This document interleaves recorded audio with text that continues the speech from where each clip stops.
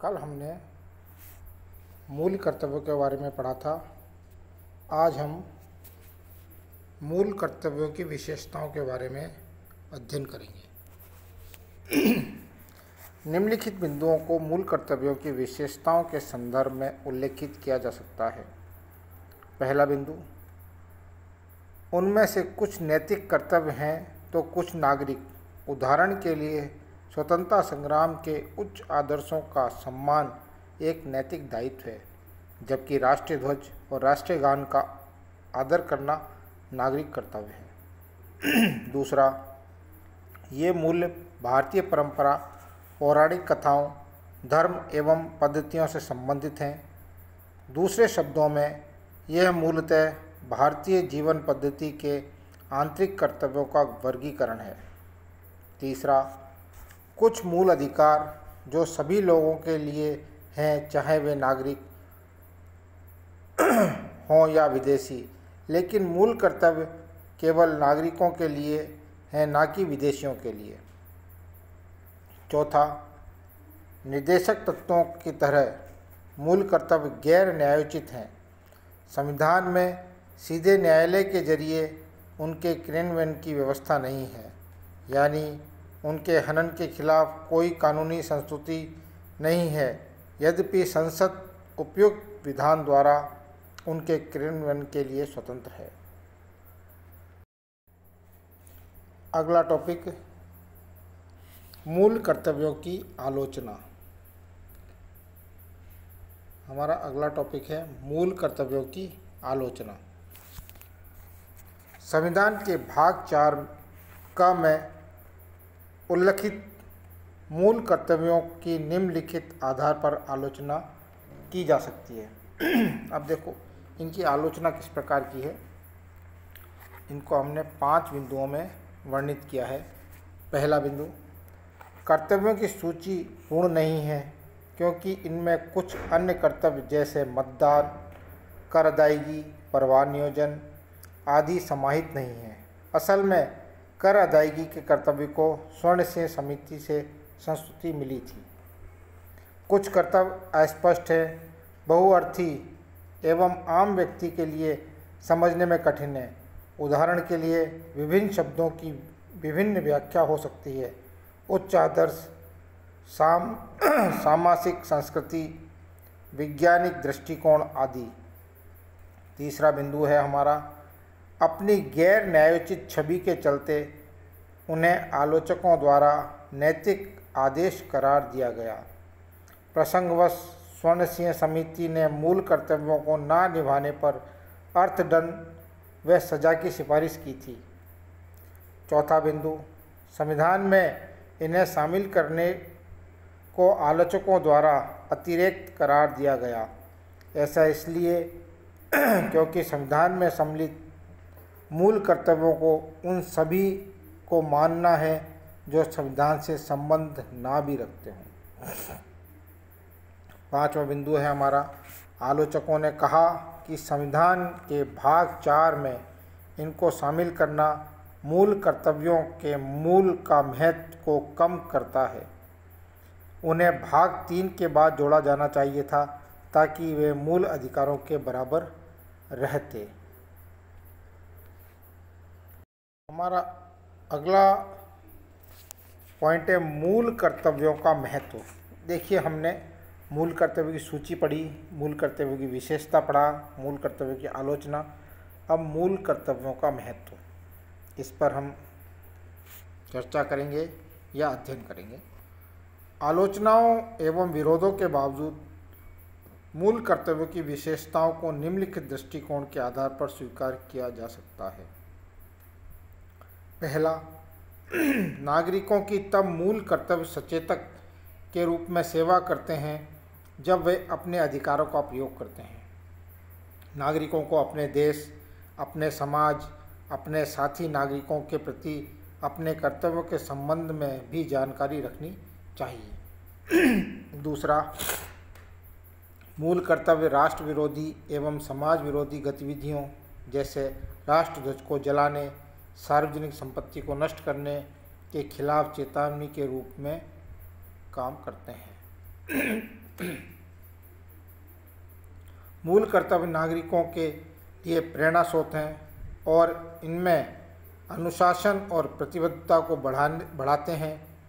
वे इस सोच को उत्पन्न करते हैं कि नागरिक केवल मूक दर्शक नहीं है, बल्कि राष्ट्रीय लक्ष्य की प्राप्ति में सक्रिय भागीदार है। चौथा, मूल कर्तव्य अदालतों को किसी विधि की संवैधानिक वैधता एवं उनके परीक्षण के संबंध में सहायता करते हैं। 1992 में उच्च न्यायालय ने व्यवस्था दी कि किसी कानून की संवैधानिकता की दृष्टि से व्याख्या में यदि अदालत को पता लगे कि मूल कर्तव्यों के संबंध में विधि में प्रश्न उठते हैं तो अनुच्छेद 14, अनुच्छेद 19, 6 स्वतंत्रताओं के संदर्भ में इन्हें तर्कसंगत माना जा सकता है और इस प्रकार ऐसी विधि को असंवैधानिकता से बचाया जा सकता है। 5वां बिंदु, मूल कर्तव्य विधि द्वारा लागू किए जाते हैं। इसमें से किसी को भी पूर्ण न होने पर या असफल रहने पर संसद उनमें उचित अर्थ दंड या सजा का प्रावधान कर सकती है। तत्कालीन विधि मंत्री HR गोखले ने संविधान लागू होने के 26 वर्षों बाद मूल कर्तव्यों को शामिल करने के निम्नलिखित कारण बताए। स्वतंत्र भारत के बाद, विशेषतः जून 1975 को आपातकाल की पूर्व संध्या पर लोगों के एक वर्ग ने स्थापित विधि व्यवस्था का सम्मान करने की अपनी मूल प्रतिबद्धता के प्रति कोई उत्सुकता नहीं दिखाई। मूल कर्तव्यों के संबंधी पीठ के प्रावधानों का आंदोलनकारी लोगों, जिन्होंने विगत में राष्ट्र विरोधी आंदोलन, असंवैधानिक विद्रोह किए हों, पर संयमी प्रभाव होता। तत्कालीन प्रधानमंत्री इंदिरा गांधी ने संविधान में मूल कर्तव्यों को जोड़ने को उचित ठहराते हुए यह तर्क दिया कि इससे लोकतंत्र को मजबूती मिलेगी। उन्होंने कहा, मूल कर्तव्यों का नैतिक मूल्य अधिकारों को कोमल करना नहीं होना चाहिए, लेकिन लोकतंत्र संतुलन बनाते हुए लोगों को अपने अधिकारों का समान कर्तव्यों के प्रति भी सजग रहना चाहिए। संसद में विपक्ष ने संविधान में कांग्रेस सरकार द्वारा मूल कर्तव्यों को जोड़े जाने का कड़ा विरोध किया। यद्यपि मोरारजी देसाई के नेतृत्व में नई जनता सरकार ने आपातकाल के बाद इन मूल कर्तव्यों को समाप्त नहीं किया। उल्लेखनीय है, नई सरकार 43वें संशोधन अधिनियम 1977 एवं 44वें संशोधन अधिनियम 1978 के द्वारा 42वें संविधान संशोधन अधिनियम 1976 में अनेक परिवर्तन करना चाहती थी। यह परिलक्षित करता है कि संविधान में मूल कर्तव्यों को जोड़ा जाना आवश्यक था। यह ज़्यादा स्पष्ट हो गया जब भारत 2002 से 86वें संशोधन अधिनियम के द्वारा एक और मूल कर्तव्य जोड़ा गया। अगला बिंदु, वर्मा समिति की टिप्पणियाँ। नागरिकों के मूल कर्तव्यों संबंधी वर्मा समिति 1999 ने कुछ मूल कर्तव्यों की पहचान व उनके क्रियान्वयन के लिए कानूनी प्रावधानों को लागू करने की व्यवस्था की। वो निम्नलिखित है। पहला, राष्ट्र गौरव अपमान निवारण अधिनियम 1971।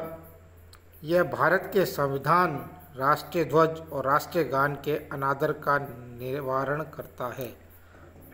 दूसरा, बहुत से आपराधिक कानून लोगों के मध्य भाषा, मूल वंश, जन्मस्थान, धर्म आदि के आधार पर विभेद फैलाने वाले को दंड देने की व्यवस्था करते हैं। तीसरा, सिविल अधिकार संरक्षण अधिनियम 1955 4 जाति एवं धर्म से संबंधित अपराधों पर दंड की व्यवस्था करता है। भारतीय दंड संहिता आईपीसी घोषणा करती है कि राष्ट्रीय अखंडता के लिए पूर्वाग्रह से ग्रस्त अभ्यारोपण और अभिकथनक दंडात्मक अपराध होगा। 5वां, विधि विरुद्ध क्रियाकलाप निवारण अधिनियम 1976 किसी सांप्रदायिक संगठन को गैर कानूनी घोषित करने की व्यवस्था करता है। 6, लोक प्रतिनिधित्व अधिनियम 1951 भ्रष्टाचार में संलिप्त धर्म के आधार पर मत मांगने, लोगों में धर्म, जाति, भाषा के आधार पर विभेद बढ़ाने वाले संसद सदस्यों एवं राज्य विधानमंडल सदस्यों को अयोग्य घोषित करने की व्यवस्था करता है। 7वां, वन्यजीव संरक्षण अधिनियम 1972 दुर्लभ और लुप्त प्राय प्रजातियों के व्यापार पर प्रतिबंध लगाता है। 8वां, वन संरक्षण अधिनियम 1980 वनों की अनियंत्रित कटाई एवं वन भूमि के गैर वन उद्देश्यों के लिए इस्तेमाल पर रोक लगाता है। ये हमारी वर्मा समिति की टिप्पणियां हैं। आगे हम संदर्भ सूची पढ़ेंगे। संदर्भ सूची में देखिए आप, पहला हमारा मूल अधिकार अनुच्छेद 14, 20, 21, 21 का 23, 24, 25, 26, 27 और 28 द्वारा प्रत्याभूत है, जो सभी लोगों चाहे वह नागरिक हो या विदेशी के लिए उपलब्ध है। दूसरा है national forum of lawyers and legal and Delhi के तत्कालीन अध्यक्ष डी चावला ने पाया, कर्तव्यों को ज़्यादा स्पष्ट होना चाहिए। कोई भी इन आदर्शों विचारों को समझ नहीं पाता। कुछ के लिए भगत सिंह पंथ की विचारधारा भी हमारे राष्ट्रीय आंदोलन के लिए प्रेरणादायी हो सकती है।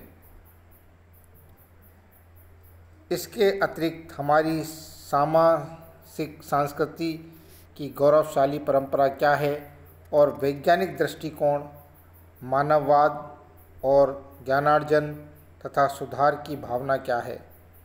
यह मूल्य लोगों की सामान्य समझ से परे हैं और इनका उनके लिए कोई अर्थ नहीं है। कर्तव्य ऐसे और उन शब्दों में लिखे जाने चाहिए जो आम आदमी की समझ में आ जाए।